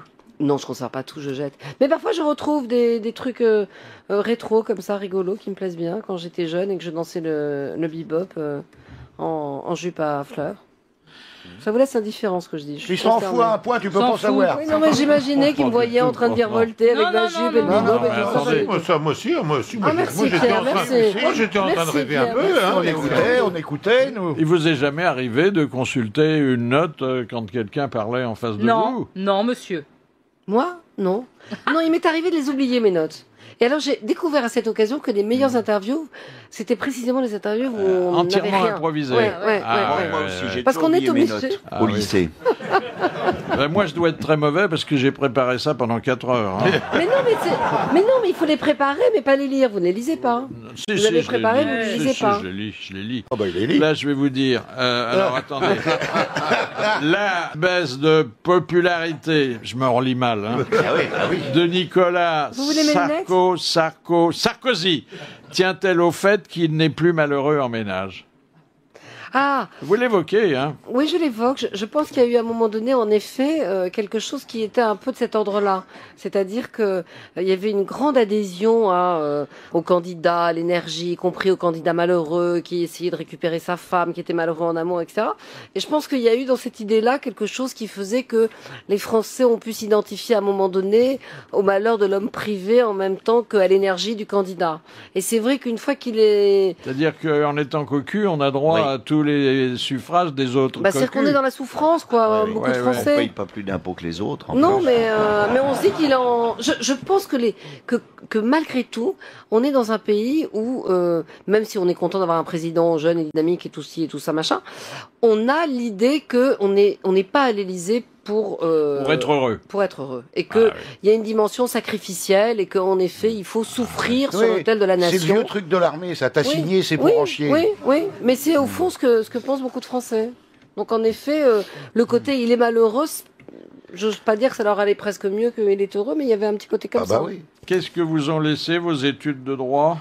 Qu'est-ce que m'ont laissé mes études de droit? Un vieux code civil que j'ai perdu et qui doit être quelque part au fond du grenier. Ah oui, mais ça sert après le droit, non? Non, ce qui est très intéressant dans le droit, c'est qu'on se rend compte que le droit est tordu. Oui. Si je puis dire. C'est quand même la meilleure école. Le droit est tordu, c'est bien. Oui, c'est fait pour ça le droit. C'est-à-dire qu'il faut connaître la règle et on vous apprend comment la contourner, travailler sur le réel, mettre en scène les faits pour qu'ils soient différents. Voilà. Et ça, c'est une culture, c'est une forme de tournure d'esprit qui est très intéressante. Quel type de courrier recevez-vous à la télévision? Quelquefois des lettres antipathiques du genre. Vous minaudez, vous êtes ridicule, je sais pas quoi, et puis le plus souvent des lettres sympathiques, des gens qui m'écrivent pour me dire vous êtes épatante, formidable. Est-ce qu'on pourrait se voir j'ai dit à mon assistante qu'elle jette. Il y a des propositions aussi, non? Non, il y a des lettres un peu comme ça, lestes. Un peu. Hier soir, vous parliez, j'étais en train de me mettre. Non, c'est pas ça. En vous voyant, je comprends pourquoi il y a une glace sur mon téléviseur. Non, c'est hier soir, vous portiez un corsage extrêmement ouvert. J'imagine. Ah oui, ils sont sensibles à ça. Ah oui, ils sont très sensibles à ça. Il y en a même qui mettent pas le son. Mais ils sont tous aussi contents. Oui. C'est ça qui compte. Oui, mais ils vous attendent. Moi, je suis pour le bonheur du téléspectateur. Ah bah oui. Même s'il le fait lui-même. Quand on faisait l'émission avec Catherine Anglade, il y a un mec, toutes les semaines, il envoyait à Christine Fabrega, cette délicieuse femme qui était Christine Fabrega, il lui a une photo sur Polaroid, que je vous laisse imaginer, prise par lui-même, en disant « Regarde dans quel état tu me mets ». Et ça la traumatisait complètement. C'était un peu Polaroid. Le mec la regardait quand elle était en direct, ça la traumatisait complètement. Oh, le mot est joli. Il arrive qu'on vous attende à la sortie de la télé? Je crois pas, non. Enfin, j'ai pas remarqué, mais moi j'y vois rien, donc je fais pas attention à ça. Oui, mais enfin bon, s'ils ont les mains en avant, vous finissez par... Non, pas à ce point-là. Pas à ce point-là. Elle peut avoir la main. Vous dînez avant le journal du soir? Non. Non, je fais la sieste. Ah, vous faites la sieste? Ah oui, je suis une grande siesteuse. Je trouve que la sieste... Dans la loge? Non, dans mon bureau. J'ai un jour fait livrer un... Ah, vous êtes une vraie fonctionnaire. J'ai acheté un canapé. Oh, mais non, mais je fais ça à l'heure du repas. J'ai acheté un canapé à la Redoute que j'ai fait livrer. Et le livreur était absolument sidéré. Je lui ai dit, vous l'installez là. Et je dors entre 13h30 et 14h30, une heure. Oui. Avec un bonheur sans égal. Est-ce qu'il faut aller le ventre vide à la télé? C'est mieux, parce que si on se met à rôter à l'antenne... Oui. Donc un cassoulet, c'est pas grave. Bien sûr, toujours ventre affamé n'a pas d'oreille. Non, mais attendez. Elle a raison, Laurence. Faut éviter le gazeux. Ah ouais. Le président de la République hier soir était aux Invalides. Ah non, mais c'est terrible. Des bruits de paix au Proche-Orient. Attendez, qu'est-ce que vous voulez? Ah, ce serait pas mal, Ah, un c'est petit bien. bruitage. Dès qu'on parle Perrault... Alors, ça fait rigoler tout le monde. Péroni, Mais oui, voilà, mais Perrault, mais oui. Péroni. Mais oui. Tout de suite, retour des grosses têtes sur RTL. Le prochain enregistrement des grosses têtes de Philippe Bouvard, c'est lundi. Lundi à 10h avec les invités d'honneur Daniel Delorme pour son livre Demain tout commence. Et puis Guy Drut, membre du comité international olympique. Donc à lundi, 10h au grand studio de RTL, 22 rue Bayard à Paris dans le 8e. Et puis RTL.fr pour en savoir plus. Alors dans ce livre qui est plein de confidences mais aussi d'instantanés, parce que vous êtes une observatrice professionnelle, vous rappelez quelque chose qu'on avait oublié, en tout cas moi, qui était l'équipée de Nicolas Sarkozy en Camargue pendant la campagne. Ah oui. Sur son cheval au grand galop. Oui, mais qu'est-ce qu'il y avait derrière le cheval? Il y avait une sorte de tracteur et derrière le tracteur une remorque et dans la remorque une dizaine ou une vingtaine de journalistes, de caméramans, de photographes qui suivaient l'épopée. Et c'est vrai que ce qu'on appelle le contre-champ, c'est-à-dire pas simplement la photo du cavalier et de la cavalière, parce qu'il y avait Nathalie Kosciusko-Morizet avec lui, mais on voyait derrière toute cette troupe qui suivait, ça avait évidemment un autre relief. Si Et j'ose comment il dire. est comme cavalier? C'est un. Alors, je sais pas, je déteste Il les chevaux, maîtrise je ne bien monte ça, pas à non cheval. Je retire, je déteste les chevaux. Je ne monte pas à cheval. Je ne Dites, sais vous pas avez monter à peur cheval. des chevaux. Oui.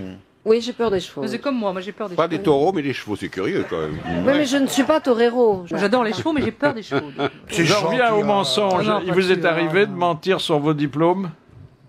Ah, non, il m'est pas arrivé de mentir sur mes diplômes, mais c'est vrai que je me suis trouvée aux États-Unis dans une université très chic, à passer 6 mois, et quand je suis rentrée et que j'ai mis stage dans l'université de Washington and Lee University, c'est devenu, dans je ne sais quel, pas de mon fait, master de machin.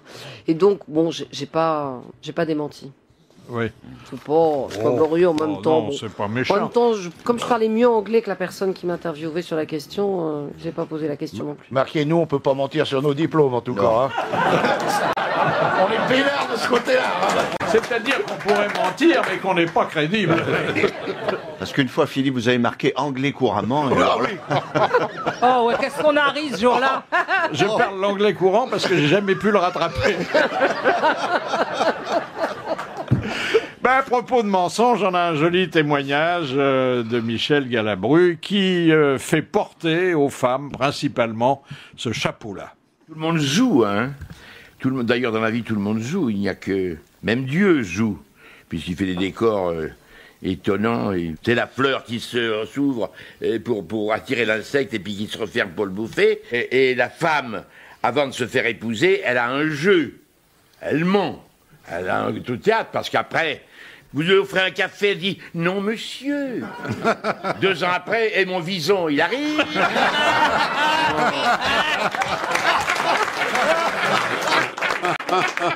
C'est excellent. C'est joli raccourci. Hein. C'est excellent. Ah oui, C'est oui. excellent. Et pas mal vu, faut dire. Ah oui, il y a tellement de vrai là-dedans.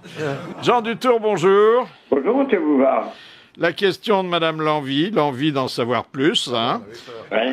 Avec quoi l'archange Raphaël suggéra-t-il de frotter les yeux de son père pour lui rendre la vue? Avec le fiel de la poisson. Oui, avec le fiel de poisson. Bonne réponse de Jean Dutour. Imbattable en ophtalmologie. Ça, chez hein. Findus, du fiel de poisson. Oui, oui. avec du fiel de morue, on retrouve la vue. Et du fiel doré aussi. La morue. Ah, Et on retrouve quoi avec le fiel de ré, Jean-Jean? Je sais pas. un truc, mais... La morue est souvent fielleuse. Hein. Oh là. Question de Madame Bresson. Pourquoi Sully, le grand ministre d'Henri IV, décida-t-il de faire planter des arbres au bord des routes françaises? Ah, c'est pour les pèlerins de Saint-Jacques-de-Compostelle. Pour l'ombre. Mais laisse-le répondre. Oui, pour le Saint-Jacques de Oui, Compostelle. laissez, voyons, monsieur Maillot. C'est très terrible, désagréable. Ils sont Hein. enfantins, ils sont enfantins. Très hein. désagréable. Il le Pourquoi il y a de savait. tellement belles allées de platane dans le Gers Pour notamment, permettre à un que le ministre préfet socialiste de voulait les couper, couper, d'ailleurs. Gavani, qui les a fait couper plus tard. Non, non, c'est pas Bon, que la alors vanille. dites donc, monsieur Dutour. Ah, je peux pas en placer une. Ah oui. C'est fou, hein. Dites à monsieur Maillot ce que vous pensez de sa discourtoisie. Le maillot est parfait. Il était Oh pas... bah bon, bah voilà. Il vous coupera encore. Il y a rien à faire. Hypocrite en plus, hein. Bon, merci quand même et à demain. À la bonne vôtre. Oh.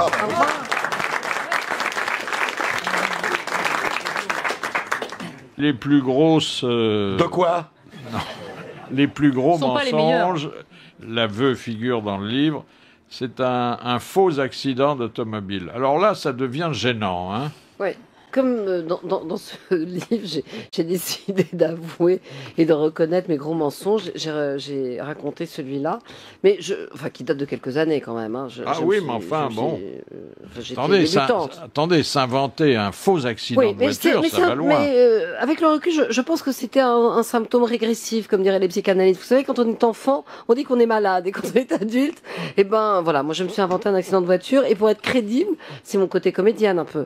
Je suis arrivée dans le hall de la rédaction où j'étais à l'époque, avec un peu de mercurochrome sur la figure, un chemisier que j'avais vaguement déchiré, des griffures que je m'étais faites au feutre, pour montrer que je venais d'être happée par une voiture.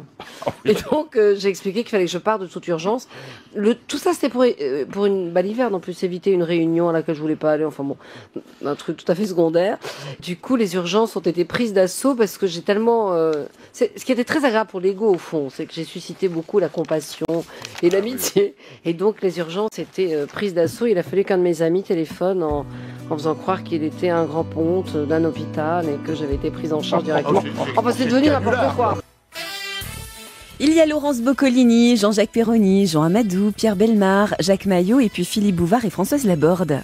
Une question un peu sexuelle, bon, il n'y en aura qu'une. Question de Monsieur Scram de Dunkerque, qui eut 5000 amants, dont 439 prêtres. Lucrèce Borgia. Non, c'est un peu plus récent. Mata Hari. C'est un peu moins récent. Ah, c'est un peu moins récent que Mata Hari. C'est entre Lucrèce Borgia et Mata Hari. D'accord, il y a du chemin là. La Belle Otero. La Reine Margot. Non. Comédienne. Elle était un peu comédienne, comme toutes les femmes. Hein. Enfin, elle a joué des scènes d'amour avec des gens qu'elle n'aimait pas, donc elle est comédienne. La Dame aux Maîtresse de camélias. roi. Comment Maîtresse de roi. Oh, elle était la maîtresse de tout le monde, y d'accord. compris d'ailleurs du prince de Condé, qui était à l'époque un grand seigneur. La Montespan. Non. Madame de Maintenon. Non. Oh bon, non. Ninon de l'Enclos. Ninon de l'Enclos. Bonne réponse de Jean Amadou. 5000 amants. Qui, je crois, fit partie des 5000. Oui, mais à la fin. Parce qu'elle était un des derniers, pratiquement. C'était quand même une femme formidable qui avait déniaisé 3 générations de Sévigné. Oui. Mais 5000 Mais amants. 5000 amants, elle devait pas s'attarder beaucoup quand même. Ah non, part du mensonge là-dedans quand même. Oh oui, attends, la part du mensonge, elle est à 90%. Oui, elle est à 80%. C'est la légende. Vous rentriez dans la grotte miraculeuse, Et puis, il y fallait avait faire les papiers peints. Hein. Tout était mensonge. Il y avait beaucoup plus de prêtres que ça, finalement. Pardon? Il y avait beaucoup plus de prêtres qu'elle n'en a avoué. Ah oui. Laurence Boccolini vient de me souffler, c'était la voix romaine. Bah écoute, 5000 amants. Est-ce qu'il faut contredire les hommes Fioc, elle est politiques moche quand et on tout, les d'accord. interviewe? Bien sûr, Oui. on est là pour ça. C'est même l'art et la beauté de ce métier.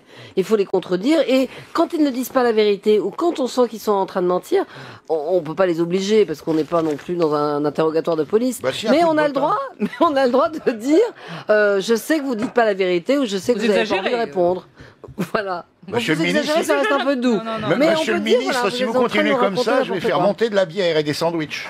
Non, mais quand ils mentent, ils font des phrases très longues et on n'arrive Oui. pas à couper, à se Si, glisser dedans. on arrive, on On les arrive. regarde avec les yeux, on les fusille du regard. La plus Et belle comprennent. fausse réponse, c'est... D'ailleurs, nous en parlerons tout à l'heure. Ah bon, alors, d'accord. On est sûr qu'on n'en parlera plus jamais. Hein, quand vous voulez traiter un sujet et que l'homme politique élude... Oui, nous allons en parler tout à l'heure. C'est fini. Oui. Hein. Oui, on en parlera tout à l'heure alors. Cela d'accord. dit, le journaliste français est en cela différent de ses confrères anglo-saxons, c'est qu'il ne pose jamais 4 ou 5 fois, sauf notre ami Jean-Michel Apathy, une question à laquelle on n'a pas apporté de réponse. Ouais, c'est absolument. vrai. Oui. Mais c'est vrai, mais moi je le fais pas non plus. Mais parce que je crois, Jean-Michel, si tu m'entends, je t'embrasse, excuse-moi. Surtout que c'est un pays à moi. Mais parce que je Elle pense se que croit chez Drucker. Hein. oui, c'est Alors mon c'est côté un bon télé. coup, Apathy. C'est mon côté corporate, si je puis me permettre. Mais je pense qu'il y a un moment où ça sert à rien, en effet, parce que quand ils veulent pas parler, ils veulent pas le dire. Non. Donc moi j'ai une autre méthode. Je dis. Et donc, nous remarquerons que vous ne voulez pas répondre à la Ah, question. quand même. Ah oui, vous marquez le coup. Ah oui. hein. Ou bien moi j'ai fait d'autres choses. Par exemple, j'ai interviewé un ministre de l'Intérieur qui m'avait dit avant l'interview, je ne veux pas que vous m'interrogiez sur, en l'occurrence c'était la Corse. Et au moment de l'interview, j'ai dit, j'ai bien compris que vous ne vouliez pas parler de la Corse, mais je vais tout de même vous poser une question un peu différemment. Que pensez-vous de tel leader? Du fromage de Bic. Non, Ça, de tel leader. Et là, le ministre Il s'appelait répond. Jean-Guy Talamoni. Et là, il est parti, tac. Et là, il répond. pris Alors, le- sixièmement, vous êtes viré. Question de Monsieur Couve de Rocancourt, De Murville. qui fut la première secrétaire du Père Noël en France. Et à ce titre, elle rédigea la première réponse du Père Noël que fit ensuite parvenir On la connaît l'administration des PTT. Jacqueline Joubert. Non, quelqu'un... Une qui- préposée des postes à Bordeaux. Non, pas du tout. Quelqu'un qui est devenu célèbre ensuite, c'était un petit boulot de jeunesse. Madame de Gaulle. Non. Anne-Marie Pesson. C'est pas Ménie Grégoire. Non. Non. Alors, c'est quelqu'un qui a disparu aujourd'hui, alors que Ménie va très bien, Jacqueline je vous remercie, qui fut une grande scientifique et qui a laissé un nom dans... Irène Joliot-Curie. Non, non. Pourquoi pas Marie Curie? Une grande Oui, pourquoi pas. Une grande scientifique. Une grande scientifique. Alors, c'était pas Dalida. C'était pas Françoise Giroud. Non, plus. Elle était sprite. Mais elle se prénommait Françoise. C'est pas Françoise Hardy, parce qu'elle vit toujours. Oui. Elle était quoi? Elle était médecin, entre autres. Entre autres. Françoise Claus. Françoise Dolto. Françoise Dolto. Oh, la maman de notre cher Carlos. Bonne réponse de Jean Amadou. C'était Pourquoi on n'a Françoise pas Dolto. trouvé? Pourquoi on n'a pas... Bah si, il a trouvé. Oui, Jean. t'as trouvé, mais on Et elle aurait a dû... fait la première réponse au Père Noël. Oh, c'est beau, c'est beau. C'est bien, c'est sympa, ça. C'est logique, en plus. On aurait dû trouver. Ouais, on aurait dû trouver. Il l'a trouvé. Hein. Ouais. Alors, une jolie histoire, très personnelle, pas inventée du tout, et qui constitue, dans une carrière publique, une jolie leçon d'humilité. quoi vous Moi, parlez. j'ai trouvé que c'était une histoire formidable. Ouais. Mais il faut la Avec raconter Poste, avec la Poste. avec la Poste. Alors, vous êtes malade, hein? Je suis malade, je suis dans mon lit et je trouve, on me montre l'avis du passage du facteur, le facteur en votre absence. Et là, je me dis, je vais les avoir. Donc, j'appelle la Poste en disant, bonjour, il paraît que le facteur est passé pour me déposer un colis, mais il n'a pas sonné. Ah si, me dit la postière, il a sonné. Ah non, il n'a pas sonné. Et pourquoi? Parce que je suis malade, je suis dans mon lit, donc s'il avait sonné, j'aurais entendu. Donc, la conversation dure un peu. Et elle me dit, est-ce que vous pouvez vous déplacer? Non, je ne peux pas me déplacer, je suis malade. Mais est-ce qu'il peut revenir? Oui, il va revenir. Et elle me dit, bon, très bien, il peut revenir demain. Comment vous appelez-vous? Donc, je décline mon identité, Françoise Laborde, Patin-Couffin. Et elle me dit, très bien, il passera demain. Et je lui dis, écoutez, ce qui serait bien, c'est que vous lui disiez vraiment, comme j'ai un peu de mal à me déplacer, qu'il sonne vraiment et qu'il insiste. Et elle me dit, écoutez, le plus simple, c'est que je marque personnalité. Or, je dis, non, n'exagérons pas. Non, vous mettez juste que j'ai du mal à me lever et qu'il attende que j'ai répondu. Elle me dit, mais si, je vais écrire personnalité. Je dis, non, alors moi, je fais enfin bref, oui, non. Et au bout d'un moment, excédée, elle me dit, mais vous êtes alité, oui ou non? Et c'est là que je découvre que c'était personnalité en deux mots et Ça que va c'était très très loin. le langage, en effet, administratif. Et j'ai trouvé que c'était une très belle leçon d'humilité pour moi qui faisais la modeste.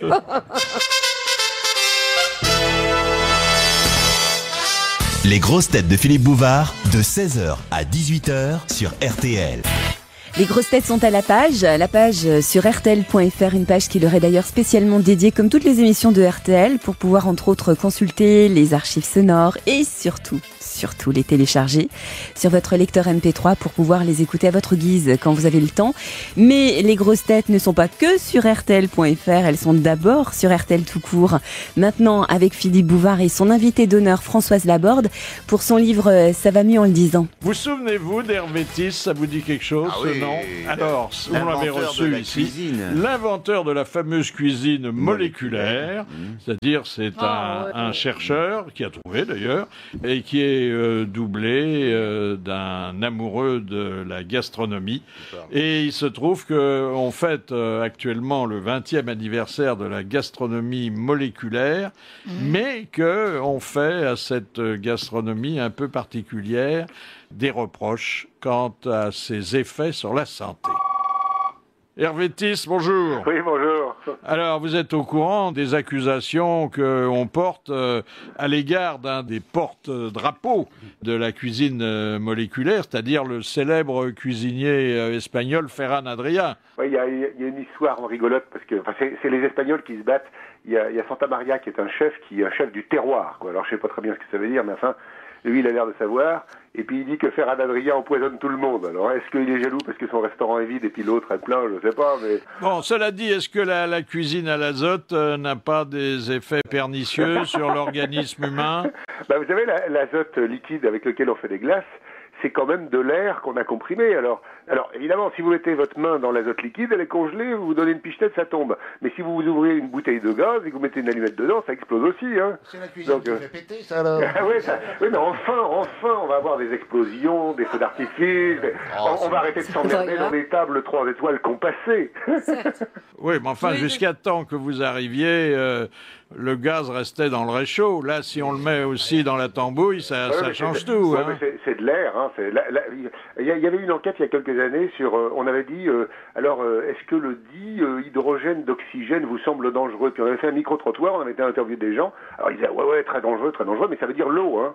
Sauf qu'une goutte de ce liquide terrible suffit à troubler le pastis le plus pur. Non mais, sans rigoler, les additifs, parce que c'est ça dont il s'agit, hein. La gélatine c'est un additif, le caramel c'est un additif, enfin, légalement tout ça est considéré comme additif. Enfin, attendez, vous avez des gélifiants, des émulsifiants, tout ça ce sont des ingrédients qui, jusqu'à vous, étaient confinés dans les laboratoires, hein. Non, parce que la raison pour laquelle, quand vous faites une mayonnaise, hein, vous prenez du jaune d'œuf. Le jaune d'œuf contient des phospholipides. Ça fait tout de suite plus peur quand on dit phospholipides, parce qu'il y a phospholipideux, 5 syllabes, c'est beaucoup, mais en fait, c'est des émulsifiants. Hein. C'est plus de la cuisine, c'est le salon du bricolage, c'est peut-être là. C'est infernal. Ah non, mais vous savez que l'étymologie de ingénieur, c'était génie, et génie, c'est le diable. Hein. On engigne. Quand le diable va engrosser la mère de Merlin l'Enchanteur, il va l'engigner. Hein. Donc les ingénieurs, c'est des gens terribles, bien sûr. Écoutez, on vous retrouvera un jour pour déjeuner à la maison de la chimie. Hein. Volontiers, on l'a déjà fait. Hein. On vous l'a déjà fait. Oui, Catherine Laborde veut vous poser une question. Oui, bonjour. Pardon, Françoise Laborde veut vous poser une question. Il a dû bouffer deux vedettes à la télé. Il a dû manger votre cuisine, il sait déjà plus ce qu'il dit. Non, je voulais juste raconter une anecdote en vous attendant parler d'eau. J'ai emmené mon amie Denise Bombardier, qui est célèbre écrivain québécoise, à Eugénie-les-Bains. Et elle est arrivée à Eugénie-les-Bains où l'eau est un peu soufflée. Et donc elle a reniflé comme ça l'eau. Elle s'est tournée vers les autres curistes et les a tous regardés en disant « Mais qu'est-ce que vous êtes en train de boire, mon défrancé? C'est de l'eau de paix que vous buvez. » Vous savez qu'il y a... Ils étaient absolument consternés. Et Denise a dit « Mais comment vous pouvez boire ça? C'est de l'eau de paix. Vous allez tous venir de malade avec votre affaire. » Oui, vous savez que quand vous cuisez un œuf, un blanc ou un jaune dans une poêle, hein, si vous mettez le nez au-dessus, ça sent le soufre, quoi. Ça sent une odeur de soufre. Ce gaz, qui s'appelle l'hydrogène sulfuré, c'est un des plus toxiques qu'on connaisse. C'est-à-dire que, et même il est dangereux, parce qu'il est pernicieux, parce que quand on ne le sent plus, c'est le début de l'intoxication.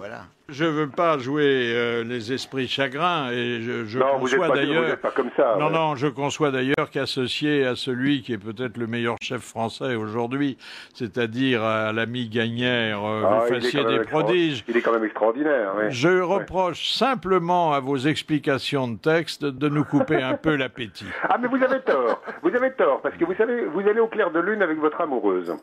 Si vous savez pourquoi la lune brille, ça vous empêche pas d'être amoureux. Mais ça peut sentir le paix. Ah oui. Ne vous laissez pas aller. La lune.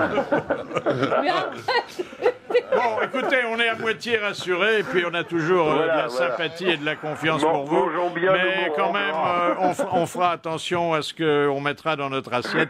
Merci Hervétis, merci. On retrouve Philippe Bouvard et vos grosses têtes sur RTL en compagnie de Laurence Boccolini, Jean-Jacques Perroni, Jean Amadou, Pierre Bellemare, Jacques Maillot et l'invité d'honneur Françoise Laborde pour son livre Ça va mieux en le disant. En plus de tous vos défauts, vous êtes joueuse de loto. Oui, mais joueuse honteuse. je joue en catimini. Je vais de temps en temps dans les bureaux de tabac. Bureaux de tabac pour jouer aux millionnaires en espérant secrètement que moi aussi je gagnerais les 54 millions de l'euro million et autres fadaises. Eh ben non, c'est pas arrivé. Et donc à chaque fois je fais genre. Vous avez déjà gagné un peu, non? Comment ça se passe cette affaire-là? Oui, j'ai gagné le quintet dans l'ordre. Par hasard. Et alors comme une sotte, j'avais misé 1 euro et j'ai eu 2000 euros. Et après je me suis dit, t'aurais mis 10 euros, ma fille? Ben oui. Vous auriez eu combien? Ça, c'est l'institutrice qui parle, là. L'institutrice qui parle. Ah, oui. Alors, dans ce grand élan de vérité, Françoise Laborde a répertorié tout ce qu'elle supporte pas. Ça aurait pu donner d'ailleurs la matière de tout un livre. Ah oui. Hein. Oui, j'ai développé dans le prochain prochain tome. Qu'est-ce que vous sortez pas, que vous ne supportez pas? Alors, bon, il y a un classique, c'est-à-dire le côté, quand on va dans les boutiques et qu'on a affaire à des vendeuses, des vendeurs qui vous regardent comme si vous les dérangez dans leur salon, qui sont tous anorexiques, qui vous jaugent comme ça au premier regard. Ça me dérange pas, je fais exprès. Oui, mais moi, ça m'exaspère. Mais Et moi, qui je ont vous tous emmène, l'air je fais d'être exprès. tellement occupés et tellement vous les dérangez que c'est infernal. Sauf dans les vraies grandes boutiques de luxe. Alors, c'est là où on sent qu'on a passé un cap, où par contre, là, ceux qui sont bien habillés et bien élevés, ce sont les vendeuses, et les gens grossiers avec les casquettes et les trucs dégueulasses, ce sont les clients. Voilà. Donc là, quand on est dans le haut de gamme, chez Dior l'autre jour. Non, ils sont très bien chez Dior. Ah oui, les vendeurs sont rien bien. ne les étonne. Mais moi, je fais exprès, je rentre dans des boutiques. Mais il y a plein de choses qui m'étonnent. C'est devant moi. C'est sûr que c'est vrai. Non, mais c'est dans les boutiques de mode, enfin très très fashion, les tailles s'arrêtent au 36. Au-dessus du 36, t'étais une grosse vache. Donc moi je rentre, je regarde, alors elle me regarde déjà en se disant, elle me reconnaît, c'est ça, et je prends un cintre avec une robe qui est visiblement, où je rentre même pas une jambe, et je me mets devant la glace et je regarde comme ça. Et je reste. Puis je fais non, puis je la repose. Et ils osent rien me dire. Qu'est-ce que tu veux qu'ils disent? Voilà. Et je peux passer, c'est un grand. Je fais rire une copine, je l'emmène comme ça, je lui dis tu vas voir. Et on rentre, voilà. J'adore faire ça, je trouve que c'est génial. Dans les avions aussi, vous avez des... Ah oui, dans les avions, le côté il faut éteindre les téléphones portables. Enfin, si les téléphones portables. Bientôt, ça sera, je crois. Ça sera autorisé. Ce qui est la preuve que ça ne sert à rien de les éteindre. Oui. D'ailleurs, moi-même, je ne l'éteins jamais. Et mais si ça brouillait l'écoute, si je puis dire. Je savais que ça me ferait Jean-Jacques. Ah, vous n'êtes pas en panne de micro? Non. Donc, on les aurait interdits depuis longtemps à l'embarquement, si je puis dire. Non, c'est que ça gonfle tout le monde, à mon avis, que tout le monde téléphone. La honte de l'invité d'honneur. Alors, oui, enfin, vous n'êtes pas toujours très physionomiste. Hein. C'est comme moi, je vous ai confondu avec votre sœur à l'instant. Méchant. Non, mais moi, c'est vrai que je ne suis pas très physionomiste et j'ai un vrai problème avec les noms et les prénoms. Donc, il m'est arrivé de confondre... parfois, de me tromper dans les prénoms. Par exemple, le ministre de l'Intérieur, Daniel Vaillant, je l'ai appelé Michel pendant l'interview. C'est parce qu'il parlait de sécurité routière, à mon avis, donc j'étais un peu concentrée sur autre chose. J'ai confondu deux banquiers, Jean-Claude Trichet avec Bernard Hezambert, mais c'est vrai qu'ils se ressemblent un peu. Ah oui, ils n'ont pas dû être contents. Hein. Et j'ai confondu... Pierre Berger avec Antoine Veil. Enfin, c'est Antoine Veil que j'ai confondu avec Pierre Berger. Bertrand Sarkozy, ça va. Mais comme il a beaucoup d'humour, Antoine Veil, il l'a bien pris. Oui. Voilà, mais après... Et l'autre, c'est pas la même chose. Hein. Je ne sais pas, je n'ai pas essayé dans l'autre sens, si je puis dire. Ah, très bien. Oh ben, ça nous arrive à tous. Oh là, gens, hein. Oui, on en a trop vu, hein, on est à saturation oui. des visages et des noms. Hein. Ouais. L'autre jour, j'ai vu Patrick Juvet, je l'ai confondu avec Dave. Dernière citation envoyée par Monsieur Leroy de Lioul, qui a dit « Il y a au moins un mariage qui rend un homme heureux. C'est celui de sa fille. » Sacha Guitry. Non. Un autre auteur dramatique disparu aujourd'hui, mais celui-là, au lieu d'être de l'Académie Goncourt, était de la Française. Marcel Pagnol. Non, mais c'est pas loin. C'est Marcel Achard. Marcel Achard. Bonne réponse de Pierre Bellemare. Est-ce que vous pourriez dire quelques amabilités aux auditeurs des grosses têtes en patois landais ? Ah, je ne parle pas bien. Mais je peux faire l'accent si vous voulez. Non, je peux vous raconter ce que c'est que la plumade. Alors la plumade, c'est un truc qui arrive chez nous. C'est très bizarre parce que parfois il y a des fermes comme ça où on sait qu'il y a une aventure entre un garçon et une fille, on peut pas trop le dire. Et alors, quand on sait qu'il y a une affaire... C'est du landais ou du gromelot, ça? C'est comme ça qu'on parle pas chez moi, parce qu'on mange un peu... Là, vous avez qu'à écouter Bernard Laporte, vous verrez, il fait parler un peu comme ça aussi. La Thérèse, elle a eu une affaire avec le André. Ouh, tout tume et bého. Alors après, on fait la plumade, et c'est qu'on met le chemin de plume entre la maison de la Thérèse et la maison du André. Et personne ne doit toucher au chemin de plume, et comme ça, on sait qu'il y a eu une affaire entre les deux. Ça peut détruire une famille heureuse, vous savez, une affaire comme ça dans un village. Parce que tout le monde le sait, après, on cause. Dans les villages, on vit des tragédies comme on n'imagine pas, hein. Vous-même. C'est une belle langue, un peu chargée, mais c'est une belle langue. Elle devrait présenter le journal comme ça. Ah oui. Ce serait j'envisage de faire une version locale. Régionale, une édition régionale pour le Grand Sud-Ouest où je dirais bonsoir, betse au départ, et adios, et alichat, c'est tout ça.